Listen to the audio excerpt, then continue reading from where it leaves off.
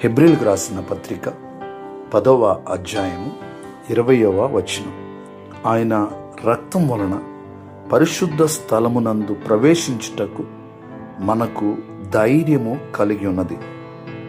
ప్రియులారా, దేవుని వాగ్దాన వాక్యము యేసుక్రీస్తు ప్రభువారు కలువరి సిలువలో మన కొరకు రక్తము కార్చి తన ప్రాణమును సజీవ యాగముగా మన నిమిత్తము అర్పించి ఉన్నాడు. ఆయన మరణించటం వలన మనము దేవుని పరిశుద్ధ స్థలములోనికి కృపాసింహాసనం వద్దకు ధైర్యముగా చేరుకోగలుగుచున్నాము. ఇది ప్రభువు మనకు అనుగ్రహించిన మహాకృప. ప్రార్థన. సకల ఆశీర్వాదములకు కారణభూతుడా మా దేవా, మీకు వందనాలు, స్తోత్రం.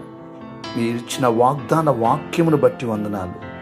పాపులమైన మా నిమిత్తమై కలువరి సిలువలో రక్తము కార్చి మరణించి సమాధి చేయబడి అయా తిరిగి లేచిన దేవా, మీకు వందనాలు, స్తోత్రాలు.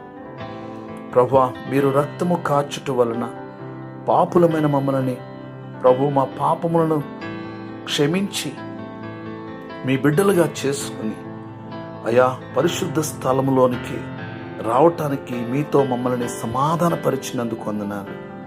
కృపాసింహాసనాన్ని చేరుకోవడానికి ఏమాత్రము యోగ్యులము కాదు. అయితే ప్రభు, మీరు కలువరి సిలువలో కాచిన పరిశుద్ధమైన రక్తమును బట్టి వందనాలు చెల్లిస్తున్నాను. ఈ రోజున అబ్బా తండ్రి అని మొరపెట్టుటకు అయా మీరిచ్చిన ఈ ధన్యతను బట్టి వందనాలు, స్తోత్రాలు.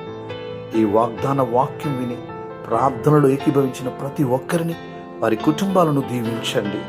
అయా దేశ విదేశాలలో ఉన్న ప్రతి ఒక్కరికి శాంతిని, సమాధానమును, నెమ్మదిని, క్షేమమును మీరు అనుగ్రహించండి. యేసయ్య నామములో ప్రార్థిస్తున్నాము తండ్రి. ఆమేన్.